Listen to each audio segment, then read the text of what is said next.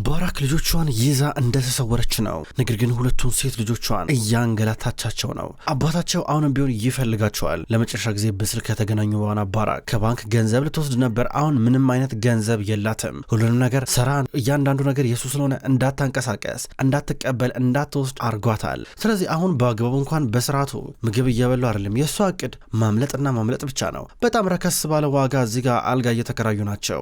ዛሬ ብቻ ለማደር በነገው ዕለት ከሀገር እንደሚወጡ ቢሆነ ጭነት መኪና ተነግሯቸዋል። በአንድ በኩል ሰራን ደግሞ ፈልጎ መጣም ከዜነብ ጋር እየመጣ ነበር። ምን ማድረግ እንዳለበት ግራ ገብቶታል። እሷ ብዙ አትጨናነቅ፣ ይታወቃል፣ መታወቁ አይቀርም እያለችው ነበረ። በተለይ ደግሞ ልክ የአይሮፕላን ትኬት ምናምን ነገር ስትገዛ የሱ ሰዎች እንደሚነግሩትና በዛው እንደሚደርሱ ባን ነበር ያሳወቀች የነበረው። ነገር ግን በድንበር በኩል ሊያመልጡ እንዳቀሩ ማንም የገመተ አልነበረም። ከዛ ዜነብ መሸት ሲል ካደር እንቅልፍ እያስተኛቻት ነበረ። እሷን አስተኝታት ዞር ስትል ልትል ነው። በሌላ በኩል ደግሞ የዜነብ አባትን ቤት መጥቷል። ከሰራት ጋር ተረጋግቶ ማታውን ቁጭ ብለው እያወራ ነው። ከደቂቆች በኋላ እነሱ ወደ ቤት ሊመለሱ ናቸው። በአንድ በኩል ዜነብ ከሰራት ጋር ቁጭ ብላ በተሯ ማውራቷን ቀጥላለች። በሌላ በኩል በዚህ ሳለ እጅግ በጣም ግራ የተጋባቸው አዝራ ናት። አዝራ ያንን ፍለሽ ከኢብሩ መቀበል ትፈልጋለች። ኢብሩ ደግሞ እየመጣች ነበር። በድንገት ቱላ ያገኘቻት። ስታገኛት ኢብሩ ዛሬ ደግሞ እንዲና ያማራብሽ ስትላት ቱላ በእናትሽ ተኛ ነዝልኝ ስትላት ነበረ። አቶ ጃን ታሰር አይደለ እና ሄደሽ አትጠይቂም እንዴ ስትላት ሄደሽ አንቺ ለምን አበባ ይዘሽ አትጠይቂው ስትላት ነበር። በአንድ በኩል ደግሞ ኢብሩ ተይኝ ብላት ልትንቀሳቀስ ነው። ከዛም ወደ ቤት እየመጣች ነው። ስትገባ ወንድሟ ከአዝራ ጋር እያወራ ነበረ። ሙስጠፋ ደግሞ አዝራን እርግጠኛ ነሽ ወይ እሷ ጋር ነው ወይ አንቺ የምትፈልጊው ነገር ሲላት አዎ እያለችው ነበር። ድንገት ኢብሩ መጣች። ስትመጣ ፍለሹን አምጩ ብላ እዚህ ጋር አዝራ ልትጠይቅ ነው። በሌላ በኩል ደግሞ ባራካውንም ቢሆን ልጆቿን በችግር እየጠበሰቻቸው ነው። ተኙ ስትላቸው ቆሻሻ ነው አንተኛም እያሏን ነው። ምግብም ይዛላቸው መጣች፣ ዳቦ በእርጎ እንዲበሉ። ከዛም በኋላ ነ ይህንን ቢ እያለች እዚህ ጋር ሀያል ስትቆራርጥ አይ ለእናንተ ነው ትላቸዋለች። ያመጣችው ዳቦ በጣም ጥንጥዬ ነበረች። ለምንድነው ግን እንደዚህ የምንጎሳቆለው? አባታችን ጋር ኒድ እያሏን ነበር። አታምኑኝም አይደለ? አባታችሁ ማመን አለበት። በቃ ተናዶብኛል። ስለዚህ እሱ እስኪረጋጋ መደበቅ አለብኝ ከእናንተ ጋር ስትል ነበር። እንደዛም ሆኖ ግን እያሳመነቻቸው አይደለም። እንደውም በተቃራኒው እንዲፈሩና እንዲሸበሩ ስታረጋቸው ነበረ። ሰራት ከጃን ጋር ሆኖ ወደ እናቱ ቤት እየመጣ ነው። ውስጥ ገብቶ አብረው እየወሩ ነበረ። እኔኮ ባራክን ልክ እንደ ልጄ ነው ማለት እሷም እንደ እናቷ የምታየኝ ይመስለኝ ነበረ። ግን እንዴት ነው ነገሩ? አሁን እንዴት ልጆቿን ይዛ በዚህ መንገድ ትሰወራለች ስትለው ነበረ። ሰራት ደግሞ እማየውልሽ እኔና ባራክ ልክ እንደ ማንኛውም ባልና ሚስት በመካከላችን ብዙ የሚያጋጨ ነገር አለ። አሁን ግን ቀስ ብዬ የምነግርሽ ነገር አለ። ምናልባት ወደፊት ይፈታ ይሆናል እያላት ቀስ ብሎ ዳር እያለ ነበረ። ምን ንገረኝ አለችው። ሀሳቡን ቶሎ ቀላል እያደረገው ነበረ። ገና ኢብሩ ከመምጣቷ አዝራ ጥያቄዋ ጀምረዋል። ፍለሹን አምጩ እያለቻት ነው። ኢብሩ ስለምን ፍለሽ ነው የምታወሪው ትላለች። አዝራ ፍለሹን አምጩ እያለች ኢብሩን ስታስጨንቃት የለኝም ስትል ነበረ። ሙስጠፋም ቢሆን ኢብሩ ላይ ተቀየረባት። መልሽላት እያለ ነበረ። ኢብሩ የለኝም ብላ ወደ ስትገባ አዝራ እየተከተለች አልነበረም። እስኪ ቦርሳሽን አምጩ እያለች ነበረ። ሙስጠፋ ፍለሿለሽ የለሽም ብሎ ኢብሩን ጠይቃት። የለኝም አለች። እንዲህ ብላ ስትዋሽ ወዲያው ነበር ቦርሳሽን አምጩ እያለ እየታገላት የነበረ። ቦርሳሽን አምጩ እያለ እየታገላት በሁለቱ ሴቶች መሃል ገብቶ እሱ ራሱ ከነሱ ባሰ። ከነሱ ጋር ሲጣላ በድንገት የዘይነብ እናትና አባት ወይም የኢብሩ እናትና አባት መጡ። ከዛም በኋላ ሙስጠፋ አሁንም ቢሆን ኢብሩን ቦርሳውን አምጩ እያለ ሲበሳጭባትና ሲቆጣ ከሷ ጋር ሲታገል ድንገት አባቱ በጥፊ መታው። በጥፊ ሲመታው ደነገጠ ሙስጠፋ። ሴት ልጆቼን ማንም ሰው እንዲነካብኝ አልፈቅድም። እናንተ እህትና ወንድምናችሁ በእንደዚህ አይነት ነገር መጠራት የለባችሁም አላቸው። ሙስጠፋ አባቱን አየዋየውና አንገቱን እንዳቀረቀረ እየወጣ ነበረ። ከዛ እዚህ ጋር ደግሞ ረፊቃ ዞር ብላ አዝራን አየቻት። አንቺ ብለሽ ደግሞ ልጄን ከቤተሰቡ ጋር ልታጣይ እየሞከርሽ ነው እንዴ? አሁን ደግሞ እህትና ወንድም እንዲጣሉ ልታረጊ ነው እንዴ? ለምንም አታርፊው? ጭራሽ ቤቴ ድረስ መተሽ ልታጣይ ትሞክራለሽ እንዴ አለቻት። ቶሎ ላሷ ከቤት ወጣች። ከዛም በኋላ ኢብሩ ደግሞ ምን ተፈጥሮ ነው ተብላ ስትጠየቅ የሆነ ነገር አለ ሰረቅሽ እያለችኝ እኮ ነው። እኔንም ብዬ ነው ከሷ መሰርቀው። ምንም ባላረኩን ነገር መታ ቤት ድረስ ትሰርበኛለች እንዴ? የሚያናድረው ሙስጠፋ ለሷ ብሎ መደረቡ ነው የትም ለማያውቃት ሴት ስትል ነበር። በሌላ በኩል አዝራና ሙስጠፋ በርጋ ተገናኙ። ከዛ እሷ በቃ እኔ ታክሲ ልጠራ ስትለው ነበር። ለምን እኔ አድርስሻለሁ አላት። ኧረ አይሆንም የጃናት ካየችኝ ጥሩ አይመጣም ይቅርብህ እያለችው ነበረ። መቼስ እኔን ያገኘበትን ቀን እየረገምኩ ነው አለችው። ኧረ እንደዛ አላልኩም፣ እንደዛ አልወጣኝም። ለምን እንደዛ ታያለሽ? ማለቴ ነገሮች በጣም ህመም አላቸው፣ ያማሉ። ነገር ግን የሚያሳዝነው ነገር አድንሻለሁ ካልኩን ነገር እያደንኩሽ አይደለም እና በዚህ ያዝናለሁ። እንደገና ደግሞ ልክ እንደ ህፃን ልጅ አባቴን በጥፊ መታኝ ይላታል። የሚገርም ነው አባታችሁ። እኔንም አባቴን አስታወሰኝ። አባቴ ባይሞት ኖሮ ማንም ሰው ጫፌን አይነካኝም ነበረ። እሱም ቢሆን ልጄን ማንም እንዳይነካብኝ ብሎ ያገኘውን ሁሉ በጥፊ ማታ ነበረ። ብቻ ያው ኢብሩ ላይ የቀናውባትም ይመስላል፣ የተናደርኩባትም ይመስላል። ነገር ግን አደራሽ ብላው ታክሲው መጣ። ገብታ እየሄደች ነበረ። ሙስጠፋም ቢሆን እሷን ከሸኛ በኋላ በረጋ ነበረ። ዞር ሲል ድንገት እናቱን አያት። ሙስጠፋ ስትለው ምንም አላላትም። ወደፊት መንገዱን ቀጠለ። ከዛ እሷ ወደ ውስጥ ገባች። ሙስጠፋስ እያለ እየጠየቃት ነበር። ከዛ እሷ አየር ልቀበል ብሎ ሄደ እኮ ይመጣል እያለችው እሱን ለማረጋጋት ስትሞክር ነበረ። ዘይነብ በሌላ በኩል አሁንም እንዳቀፈቻት እያስተኛቻት ነው ከድር እናቴ ጥላኝ ሄዳለች በሚለው ነገር በጣም ተረብሻ ነበር ያለችው። ከዛም በኋላ እሷን አስተኝታ እየተመለሰች ነበረ። ወደ ዋናው ሳሎን እየመጣች ነው። ስትመጣ ሰራትም ቢሆን ሶፋው ላይ ጋደም ብላ እዛው ተኝቶ ነበረ። ዘይነብ መታ ሶፋው ላይ ዝም ብላ ቁጭ ብላ አየችው። ያስታወሰችው እንድታለቅሽ ያደረግኩሽ አይደለ? ይኸውልሽ ከኔ ፍቅር እንዳይዝሽ ያልኩሽ ለዚህ ነበረ፣ አስጠንቅቄሽ ነበረ። እኔ ምንም ጠቀም የሌለኝ ሰው ነኝ እያላን ነበረ።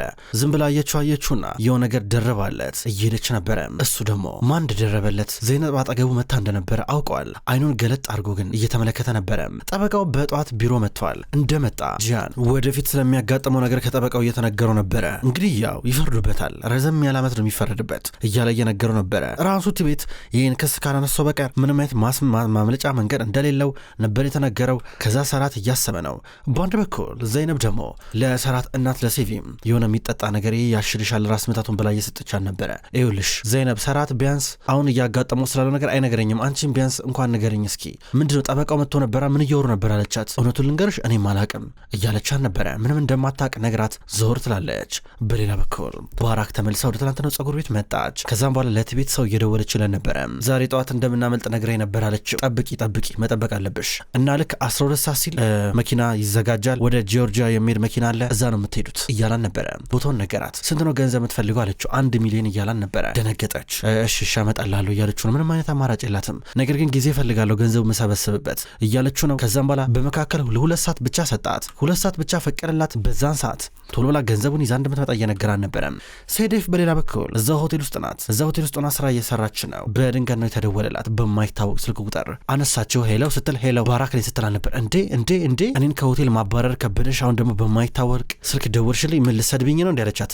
እስኪ ሴዴፍ አፍሽን ዝጊ፣ አሁን ምልሽን ነገር በደንብ ስሚኝ፣ የሆነ ነገር ልጠይቅሽ ነው አለቻት። ይቅርታ አድርጊልኝ፣ ልጠይቅሽ ነው ስለ ሰራት ከሆነ ይልሽ በመካከላችን ያለው ስምምነት ፈርሷል። እሺ ከዚህ በኋላ ላንቺ አልሰራልሽም አለቻት። ሴዴፍ አንድ ስራ ብቻ ከሆነ የቀረሽ የመጨረሻ ስራ ብቻ፣ አለበዚያ ከባድ በቀል ነው መበቀልሽ፣ ይልሽ ከባድ ነው የሚሆንብሽ አለቻት። ከዛ ሴዴፍ ኧረ ትበቀኛለሽ እንዴ? እስኪ ተበቀለሽ አሳይኝ። እንዴት ነው የምትበቀኝ?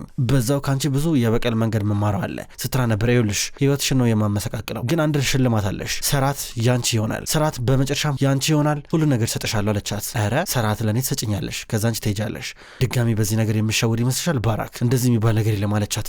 ስሚኝ አንቺ ጅል፣ ለምንድን ነው ማሰሚኝ? ሰራት የካደር አባት ማን እንደሆነ አውቋል። እኔ ደግሞ ልጆቹን ይዤ ላመልጥ ነው። ከዚህ በኋላ ምንም የቀረ ነገር የለኝም አለቻት። ኧረ እና ገንዘብን የፈለግሽው? ለገንዘብ ነበር የደወልሽው? ይቅርታ የኔ ወድ ታውቂያለሽ፣ እኔ ለአንቺ የሚሆን ገንዘብ ምንም የለኝም፣ ደሞዜ ደግሞ ገና ነው አለቻት። ሴዴፍ ታይ እንደዚያ ትበይ፣ እቤት ትሄጃለሽ፣ ጌጣጌጦችን እንዳለ ሰብሰበሽ ታመጭልኛለሽ አለቻት። አብደሻል እንዴ? በጠራራ ፀሐይ ገብቼ ዘረፋ ልፈጽም ነው እንደ ቤትሽ አለቻት። ምንም ዘረፋ አይደለም፣ በቃ የት እንዳለ እኔ እነግርሻለሁ። በቃ ሴዴፍ ይሄን ነገር ታደርጊልኛለሽ፣ የመጨረሻ ውለታሽን ፈልጋለሁ አለቻት።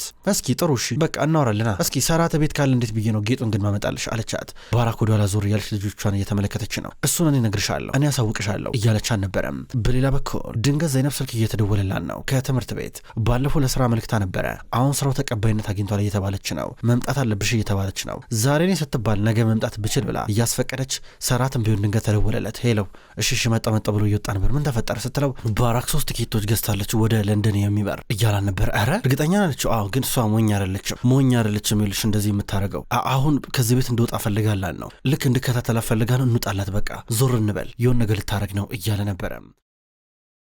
በሌላ በኩል አዝራ ወደ ቱሊያ ደውላላት።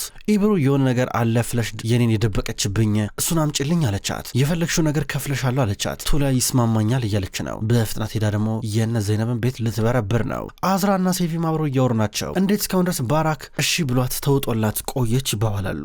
ሴዴፍ ደግሞ በድንገት ቤት መጣች። የነ ሰራት ቤት እንደመጣች ሰራተኛ በር ከፈተች። እንደምነሽ ወይዘሮ ሴዴፍ ስትላን ነበረ። ሰራት ቤት የለም እንዴ አለቻት። የለም አሁን ገና ወጣ አለቻት። በቃ ቁጭ ብዬ ጠብቀዋላ ቤት ብላ ገባች። ሴዴፍ ቤት ውስጥ እንደ ቤተሰብ ስለምትታይ ሰራተኛዋ የፈለገችበት ቦታ እንድትቀመጥ ታቱን ውስጥ ገባች። ይህን ጊዜ ሴዴፍ ወደ መኝታ ክፍላቸው ገባች። ወደ ባራክ መኝታ ክፍል ገብታ የካዝናውን ፓስዋርድ ነግራታለች። እንዳለ ካዝናውን ከፍታ ጌጣጌጦቹን በሙሉ ከተተችና እየወጣች ነበረ። በሌላ በኩል ደግሞ እነ ዘይነብ ከቤቱ ብዙም ሳይርቁ ቆመው ነበረ። ባራክ ምን ለማድረግ አስባ ነው ከቤት እንድንወጣ የፈለገችው? ምን ለማድረግ አስባ ነው እያል ነበር። እስኪ እሱን እንኳን ወደፊት ነው የምናውቀው ይላል ሰራት። ድንገት ስልክ ተደወለለት። ደዋያ ሴዴፍ ነበረች። ሄሎ ሴዴፍ እያለ ነበረ።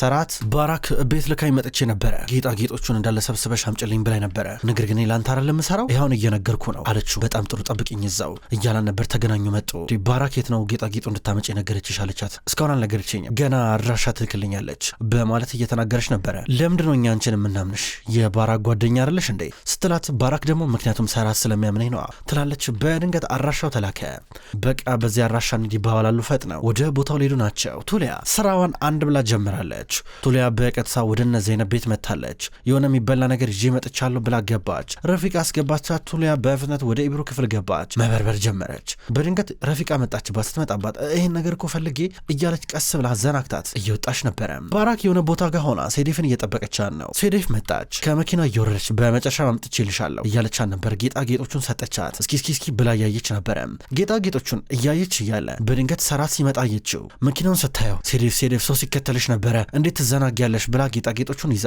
የራሷ መኪና ስትገባ ስትል በድንገት ሰራት መጣና እጇን ያዛት የትም መሄድ የለም እያላን ነበረ በሩን ሲከፍት ልጆች የሉም ልጆቼ ታሉ እንዴት ነው ለበቀል የምትጠቀሚበት እኔ እንዴት ልጆቼ ላይ ለመበቀል ትሞክሪያለሽ እንዴት ትበቀኛለሽ እያላን ነበረ ከማን ጋር ተኛሽ ከማን ጋር ሆንሽ አይመለከተኝም ልጆቼን ብቻ አንቺ እያላን ነበር መቼም አታያቸውም ኢኪምና ሀያልን መቼም ነው የማታገኛቸው ትላለች አለቅሽም እያለ እጇን እየጠመዘዛን ነበረ ገንዘቡን መውሰድ አለብኝ ያለች ነው ገንዘቡን ካልወሰድኩላቸው አሁን ያሉት የሆኑ ወንበዶች ጋር ነው እነሱ ጋር ናቸው ያሉት አይለቁኝም ስትለው ነበረ አሁኑኑ መሄድ አለብኝ አለችው ከዛ ፈጥና ወደ መኪና ውስጥ እየገባች ነው ይሄን ጊዜ ዘይነብ ተዋት እያለችው ነበረ ለምን ብሎ ደንግጦ ሲያያት ቦርሳ ውስጥ ስልክ አስቀምጫለሁ በሱ እንከታተላታለን ትላለች ቶሎ ብላ እሷ አመለጠችና ትሄዳለች ይሄን ጊዜ እነሱ አቅጣጫውን እየተከተሉ ሊከተሏት ናቸው በሌላ በኩል ጂያን እዛው እስር ቤት ነው ያለው ትቤት እንደነቃ ጠበቃው መጥቶ ነገረው ትቤት እኮ ነክቷል ነገር ግን እስካሁን ድረስ ለፖሊስ ቃሉን አልሰጠም አንተም ቢሆን ለተወሰነ ቀናት እዚሁ በእስር ላይ ትቆያለህ ያለው ነበረ ጂያን ግን ትቤት እንደነቃ ሲሰማ